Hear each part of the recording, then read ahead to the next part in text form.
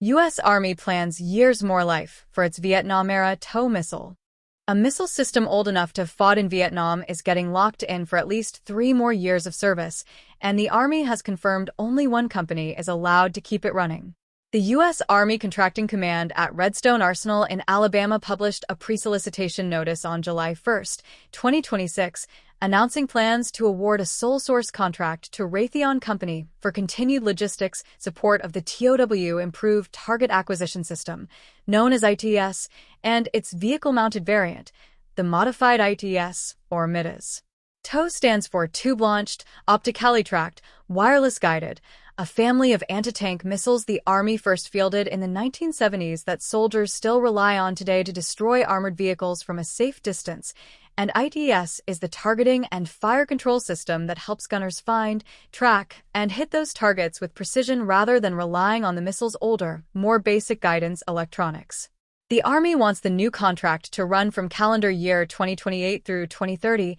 structured as a 12-month base period with 2 12-month option periods that could extend the total support window to 3 years, and the notice makes clear that the work covers not just the Army, but the U.S. Marine Corps and forecasted foreign military sales to allied nations that also operate TOW ITAS systems. Contractor Logistics Support, the formal name for what the Army is buying, means Raytheon will continue providing spare parts, maintenance expertise, field service representatives who work directly alongside troops, and the information management support needed to keep ITS units functioning across their operational lifespan, rather than letting the Army try to sustain the specialized electronics and optics on its own. ITAS itself represents a significant upgrade over the original TOW sighting system, built around a second-generation forward-looking infrared sensor that lets gunners detect and track targets in darkness or bad weather, paired with an eye-safe laser rangefinder and a digital fire control computer that calculates the firing solution automatically rather than leaving a soldier to estimate range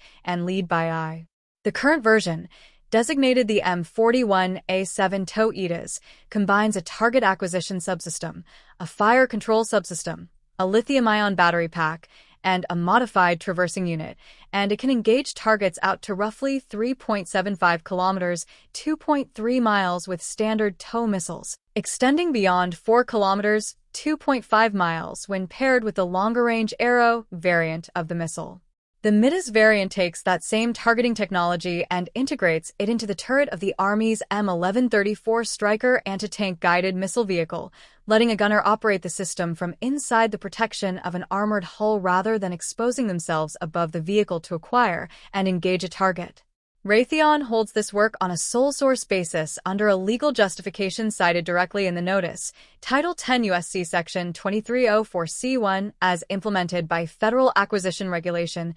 6.3021, a provision that allows the government to skip competitive bidding when only one company can reasonably meet a requirement. That reflects the reality that Raytheon designed and has manufactured ITS for decades at its McKinney, Texas facility, giving the company deep institutional knowledge of the system's electronics, software, and failure points that a new contractor would need years to replicate. A common justification across legacy weapons programs where the original manufacturer remains the only source with the technical data rights and specialized tooling to support a system already fielded across thousands of vehicles and units. Raytheon secured a $72 million contract in 2025 to sustain and support ITS, with company executive Dan Tyson describing the technology at the time as bolstering target recognition and engagement ranges while delivering increased battlefield performance and survivability for troops. The Army followed that with a $193.7 million contract modification awarded on January 27,